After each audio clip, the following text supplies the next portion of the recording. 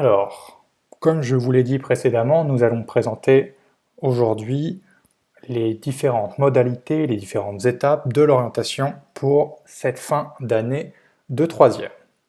Et je commencerai par évoquer avec vous quelques dates. Les dates, évidemment, les plus importantes, les dates à connaître. Les dates à connaître sont celles-ci. Vous avez l'ouverture de l'orientation, c'est-à-dire des vœux d'orientation. Vous avez ensuite l'ouverture des vœux d'affectation, les conseils de classe et enfin, évidemment, les réponses. Le 13 mai, c'est-à-dire hier, a commencé la première phase, cette phase des vœux d'orientation. Qu'est-ce que c'est? Ce sont les vœux que vous avez déjà émis de manière provisoire au deuxième trimestre. Et là, il va s'agir de les remettre, mais cette fois de manière définitive. D'accord? Ce sont les vœux seconde GT, seconde pro ou CAP. Donc là, ce n'est pas spécialement l'établissement qui nous intéresse, mais c'est la filière, la voie que vous voulez prendre pour la suite. Le 20 mai, c'est la fin de cette première étape, c'est-à-dire que le 20 mai, dernier délai, vous devez avoir communiqué à votre professeur principal vos vœux d'orientation, d'accord, les voies que vous souhaitez choisir pour l'an prochain. Le 25 mai commence la deuxième phase, c'est-à-dire les vœux d'affectation. Là, les vœux d'affectation, c'est les vœux que vous allez émettre pour cibler les établissements et les spécialités que vous voulez prendre pour l'année prochaine. D'accord? Donc là, ce n'est pas que indiquer si vous voulez faire une seconde GT, mais indiquer où vous voulez faire cette seconde générale et technologique, et dans le cas d'une seconde professionnelle ou d'un CAP, d'indiquer la spécialité et l'établissement choisi. Le 1er juin, on vous demande de terminer vos vœux, d'accord, les vœux d'affectation avec les vœux d'établissement, donc, pour que nous puissions faire un point d'étape et vérifier si tout est en ordre, etc. Ensuite, comme vous le voyez sur ce schéma, le 28 mai au 2 juin, ce sont les dates des conseils de classe. Donc de toutes les troisièmes, d'accord? Donc ça s'étale sur plusieurs jours, comme vous pouvez le voir. Suite à ces dates du conseil de classe, on vous donne la décision du conseil de classe sur vos vœux d'orientation, c'est-à-dire pas les vœux d'établissement, mais bien les vœux d'orientation, si vous voulez faire une seconde GT, une seconde professionnelle ou une première année de CAP. Et enfin, la dernière date que je vous indique ici, c'est le 8 juin, c'est la fin totale de l'orientation, c'est-à-dire qu'à partir du 8 juin, vous ne pouvez plus rien modifier. D'accord? Là, on parle bien des vœux d'affectation. Le 8 juin, c'est la fin définitive de la modification, de l'ajout des vœux d'affectation, donc pour les vœux d'établissement. Alors, les étapes, vous les avez sûrement comprises. Il y a, première étape, les vœux d'orientation, puisque vous allez indiquer quel type d'études vous souhaitez suivre. Ensuite, deuxième étape, c'est celle des vœux d'affectation. Là, vous allez indiquer les établissements précis que vous visez, en priorisant évidemment les établissements, vœux 1, vœux 2. La troisième étape, c'est donc la décision du conseil de classe qui statue sur vos vœux d'orientation, c'est-à-dire les vœux seconde générale et technologique, seconde professionnelle ou première année de CAP. Et enfin, la dernière étape, c'est l'affectation, c'est la publication des résultats, tout simplement. Passons précisément à la première étape, c'est-à-dire les vœux d'orientation. Et je vais vous présenter ça sous deux formes, deux possibilités pour vous, pour effectuer cette première étape. La première possibilité pour effectuer cette première étape des vœux d'orientation, c'est le téléservice. Comment ça s'organise? Le téléservice, c'est évidemment sur le net, hein, pour ceux qui l'ont déjà utilisé. Vous allez avoir le lien, hein, mais vous l'avez sûrement déjà, mais vous allez de nouveau l'avoir. La première étape, elle est simple. Connectez-vous au site avec les identifiants qui vous ont été communiqués par le professeur principal ou le CPE avant le confinement. Si jamais vous n'avez plus vos codes ou si jamais vous voulez les récupérer, je vous invite à contacter directement le collège et l'administration pour qu'ils puissent vous en recréer. Nous, professeurs principaux, nous ne pouvons pas le faire. Deuxième étape, c'est l'étape de la téléorientation. Donc là, vous vous connectez spécifiquement sur la téléorientation, d'accord? Donc là, vous allez sur le menu orientation comme vous le voyez sur l'image. Vous allez ensuite hiérarchiser vos vœux. Vous voyez, j'ai encadré choix 1. Donc vous avez un petit bouton intitulé ajouter un choix. Donc là, c'est choix 2, choix 3, puisque vous avez 3 choix ici, seconde générale technologique, seconde professionnelle et enfin première année de CAP. Et donc pour sélectionner vos vœux, il vous suffit de cliquer. Une fois que c'est fait, une fois que vous avez mis vos choix, vous faites valider. Évidemment, si jamais vous ne voulez faire qu'un choix, vous ne cliquez que sur un choix. D'accord? Vous n'êtes pas obligé de hiérarchiser vos vœux. Si vous voulez faire qu'une seconde professionnelle, inutile de faire ajouter un choix. Si vous ne voulez faire qu'une seconde générale et technologique, inutile, là encore, d'ajouter un choix. Bien. La deuxième possibilité pour vous, pour renseigner vos vœux d'orientation, c'est la fiche dialogue. Alors, on va vous proposer deux moyens de remplir cette fiche dialogue. Soit un PDF à modifier directement sur l'ordinateur, soit ce PDF mais à imprimer, d'accord, et à renvoyer à votre professeur principal et à déposer à l'établissement. Mais je vais y venir et je vais vous détailler le procédé. Donc, cette fiche PDF, elle ressemble un petit peu évidemment à l'étape de téléservice, mais sous format papier. Donc, on va vous demander de prendre connaissance de l'avis du conseil de classe du deuxième trimestre, d'accord, par rapport aux avis que vous aviez demandés pour le deuxième trimestre. Ensuite, on va vous demander de hiérarchiser vos vœux. Donc là, très simple, pour hiérarchiser vos vœux, il suffit de les numéroter de 1 à 3, 1 étant le vœu que vous préférez, évidemment. Ensuite, vous avez à préciser la spécialité dans le cas d'une orientation en voie professionnelle. D'accord. Ensuite, qu'est-ce que je voulais dire? Il vous suffit de signer, d'accord, en indiquant la date, le lieu et la signature. Si vous nous faites parvenir le PDF modifiable ou le PDF imprimé, d'accord, par photo ou par scan, c'est comme vous voulez, il nous faut obligatoirement une pièce jointe d'un de vos responsables légaux. Obligatoirement, d'accord?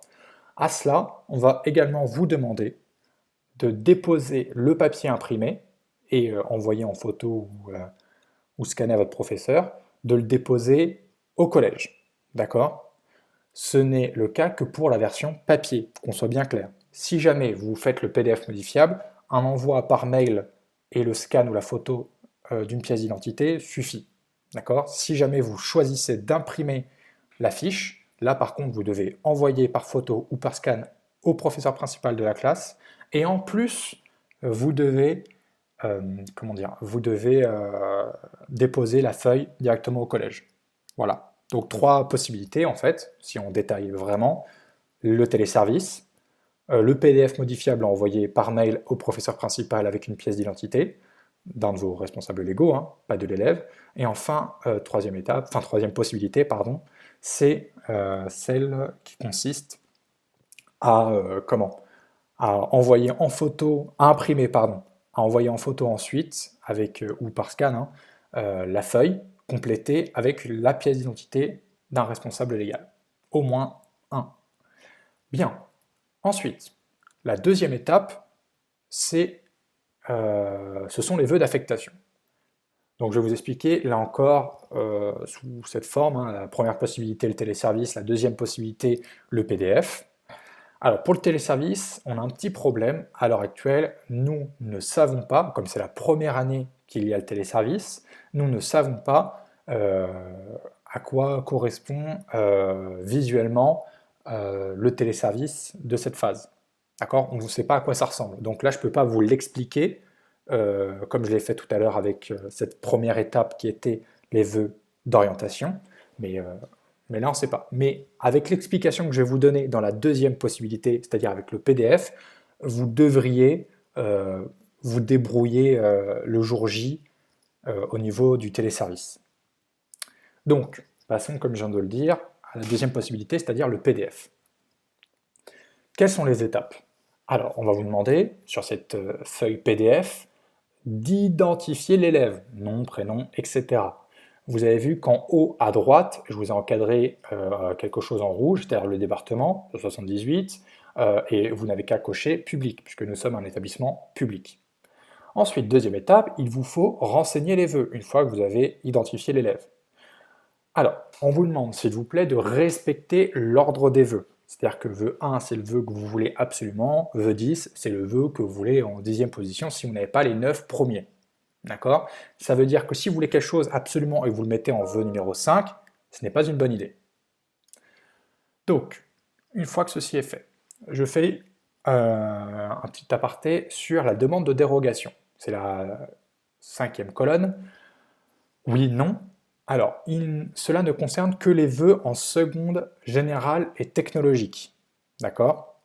Et si jamais vous faites une demande de dérogation, c'est-à-dire vous demandez à un lycée qui n'est pas de votre secteur pour une seconde générale et technologique, on va vous demander de remettre la fiche 24. Cette fiche 24, je vais vous l'expliquer tout à l'heure.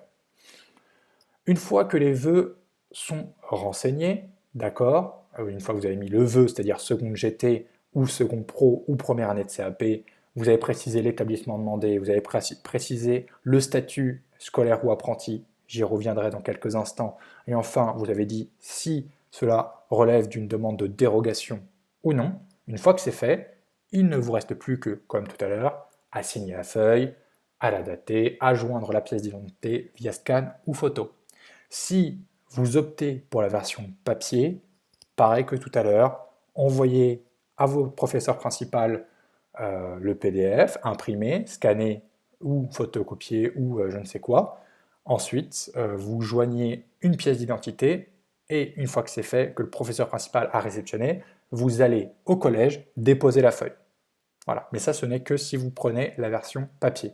Le PDF modifiable, seul l'envoi par mail suffit.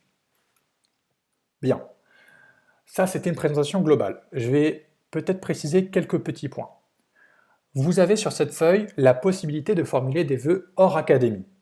Ça ne concerne que les élèves qui souhaitent faire un vœu hors de l'Académie de Versailles. Ça veut dire ne vous sentez pas obligé de faire un vœu hors académie. D'accord? Peut-être que pour la grande majorité des élèves, cette partie-là du fichier, de la fiche, vous n'allez pas la compléter. Bien. Ensuite, petite précision sur le statut scolaire ou apprenti. Cela ne concerne que les vœux professionnels, c'est-à-dire une seconde pro ou un CAP. Le statut scolaire, qu'est-ce que c'est? Je le rappelle, c'est suivre les cours un peu classiquement, en professionnel, en faisant donc vos cours comme d'habitude, et en allant quelquefois en stage. Le statut d'apprenti, c'est tout autre. Vous êtes donc dans un CFA, Centre de formation d'apprentis, et là, vous faites par exemple 2 semaines en cours, 2 semaines au travail. Là, vous avez un vrai contrat professionnel. Ce n'est pas la même chose. Mais je le rappelle, je le reprécise, cela ne concerne que la voie professionnelle. Le dernier cadre tout en bas de la feuille, c'est la décision d'orientation. Ce n'est pas à vous de la cocher, de la actualiser, de la faire, c'est évidemment à l'établissement d'origine, c'est-à-dire au collège. Enfin, si vous faites des vœux mixtes, c'est-à-dire vous voulez à la fois viser de la seconde générale technologique et de la seconde professionnelle, pensez à bien hiérarchiser ces vœux. Pourquoi? Parce que c'est, comme je l'ai dit tout à l'heure, le vœu numéro 1 qui est prioritaire. Ça veut dire que, imaginons, vous voulez absolument une seconde pro pâtisserie par exemple, et vous mettez vœu numéro 1, seconde générale et technologique. Vœu numéro 2, seconde pro pâtisserie. Si le conseil de classe statue positivement en faveur de votre vœu de seconde générale et technologique, vous serez affecté en seconde générale et technologique. Alors que, dans votre tête, vous voulez absolument une seconde pro pâtisserie. Donc faites bien attention à l'ordre des vœux. C'est vraiment très très très important. J'en viens à préciser les vœux seconde générale et technologique. S'il vous plaît, dans la colonne vœux, vous marquerez bien seconde GT. C'est tout. Dans l'établissement demandé, vous marquez le nom du lycée et la ville. D'accord? Je tiens à préciser que si vous faites un vœu en seconde générale technologique et que vous demandez un vœu hors secteur, vous êtes dans l'obligation, pas forcément au vœu numéro 1, mais vous êtes dans l'obligation au moins de noter quelque part un de vos 2 lycées de secteur. Je rappelle que pour nous, pour la grande majorité des élèves du collège de la Vaucouleurs, il s'agit du lycée Saint-Exupéry ou Rostand. Donc si jamais vous voulez, par exemple, en vœu numéro 1, aller à Villiers, Saint-Frédéric, d'accord, Villiers-le-Bel, et vous voulez que celui-ci, vous ne pouvez pas, vous êtes obligé de mettre vœu numéro 1, Villiers-Saint-Frédéric, vœu numéro 2, Saint-Ex. Vous êtes obligé de mettre un de vos lycées de secteur. C'est une obligation. C'est de la sécurité. Parce que vous n'êtes pas obligatoirement accepté dans votre vœu de dérogation, c'est-à-dire le lycée hors secteur. Pour ce qui est des options particulières, je vous les ai encadrées en bas de la fiche, vous les verrez sur votre fiche évidemment. Il s'agit de les indiquer sur vos vœux. D'accord ? Vous ferez seconde GT et vous marquerez précisément l'option que vous choisissez. Évidemment, renseignez-vous au préalable pour savoir si votre établissement en question dispense ces options, ces enseignements optionnels. Voilà, donc directement sur leur site internet. Petite précision sur la demande de dérogation. Vous devrez remplir une feuille, comme je vous l'ai dit tout à l'heure. Donc, je le répète, encore une fois, je préfère être précis, cela ne concerne que les vœux en seconde générale et technologique.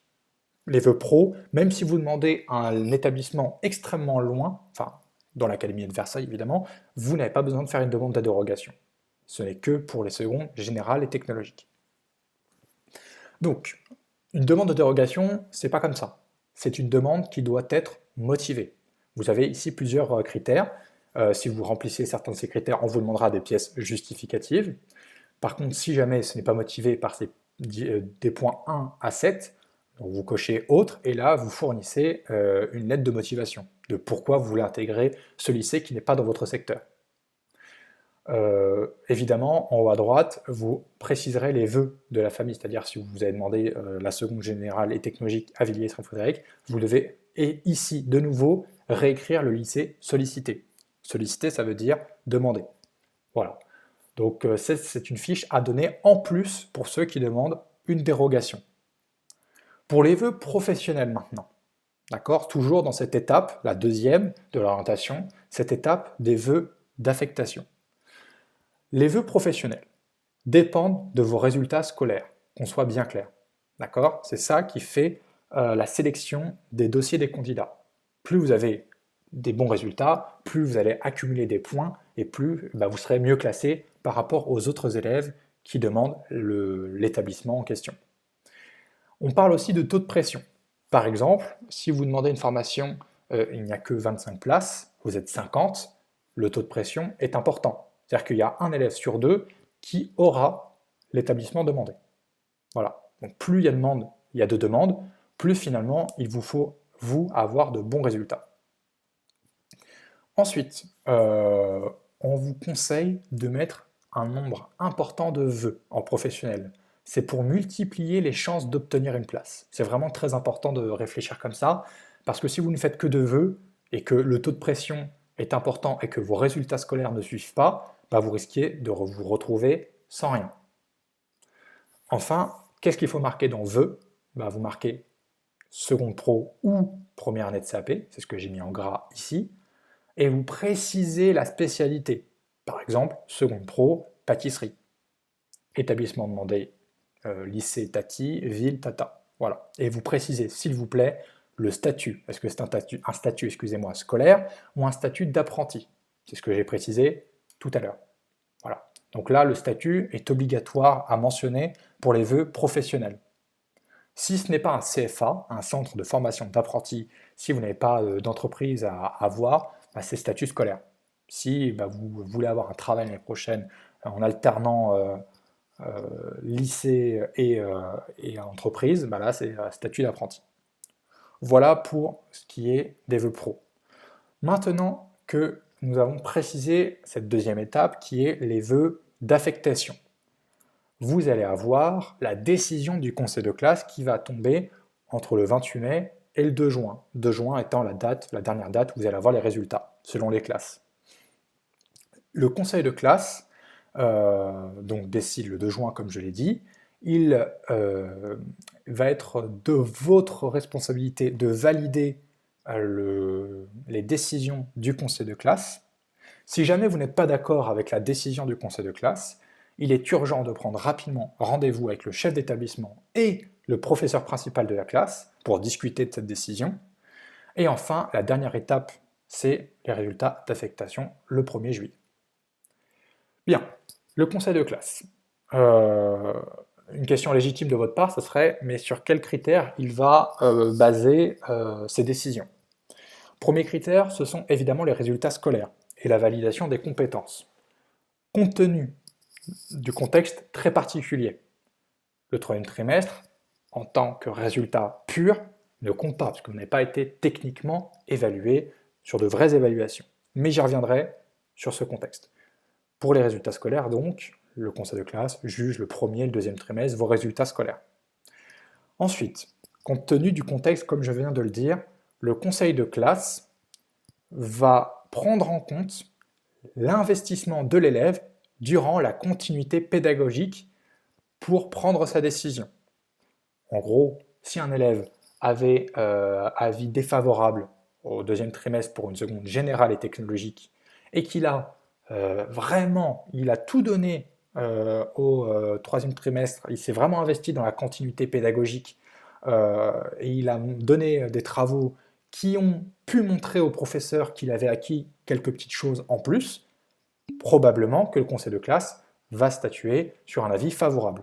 Mais l'inverse est aussi possible. Si un élève avait avis favorable au 2e trimestre et qu'il ne fait absolument plus rien pendant la période de continuité pédagogique et qu'il n'a évidemment aucune excuse, parce que j'entends bien que nous prendrons en compte la situation numérique des familles, évidemment. Et donc, qu'il n'a aucune excuse, bah là, le conseil de classe pourra statuer vers un avis défavorable. Ensuite, on prend en compte aussi le profil de l'élève, d'accord? C'est-à-dire la posture d'apprentissage, d'apprenant de l'élève. Est-ce qu'il avait vraiment envie de travailler? Est-ce qu'il s'est vraiment donné les moyens? Ça rentre en compte dans notre décision. Et enfin, le projet d'orientation. Nous, on réfléchit lorsqu'on voit vos projets, c'est-à-dire est-ce qu'on voit que vous voulez faire une seconde générale et technologique, une seconde pro ou une première année de CAP, on va réfléchir à la faisabilité de votre projet sur quelques années. Par exemple, un élève qui finalement se planterait en seconde générale et technologique, on va décider de ne pas l'envoyer parce qu'on sait que ça serait très pénalisant pour lui. Donc ça aussi, ça rentre en considération de notre décision. Voilà. Donc ça, c'est quelques précisions pour vous expliquer sur quels critères le conseil de classe décide et prend ses décisions. Pour ce qui est de la validation des choix, c'est la dernière étape. La première possibilité, c'est encore une fois le téléservice, pour ceux qui ont choisi ce mode opératoire.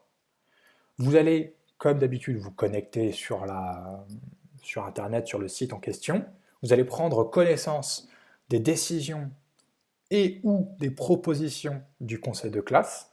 D'accord? C'est ce que vous avez en haut à droite. C'est ce qui est en surbrillance jaune, non oui. Ensuite, vous prenez connaissance, comme je l'ai dit, des avis du conseil de classe. Ensuite, vous devez faire un choix. Répondre favorablement aux décisions et aux propositions du conseil de classe ou répondre défavorablement. D'accord? Et dire que vous n'acceptez pas les propositions du conseil de classe. Si vous validez, félicitations, la phase est terminée.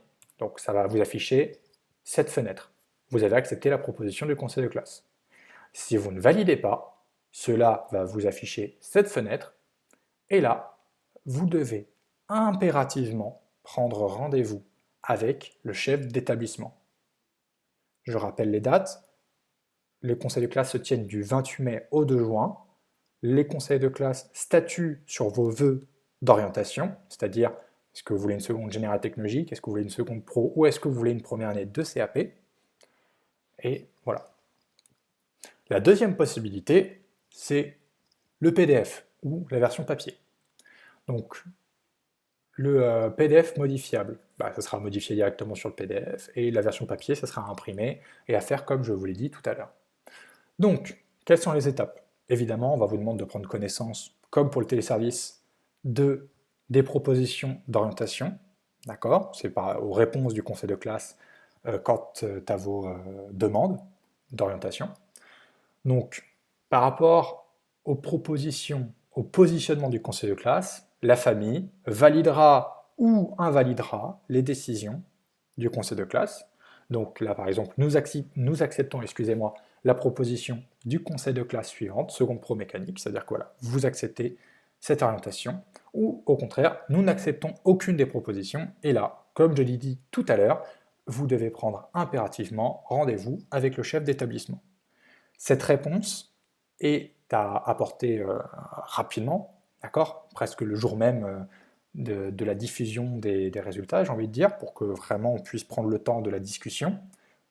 Donc, pour le PDF modifiable, vous modifiez directement sur l'ordinateur, vous signez numériquement, vous envoyez par mail à votre professeur principal en scannant, comme tout à l'heure, une pièce d'identité, ou alors vous imprimez la feuille, vous complétez à la main, de manière manuscrite, vous la prenez en photo, vous la scannez avec une pièce d'identité, et vous allez la déposer au collège. Ça, c'est pour la version papier, pure.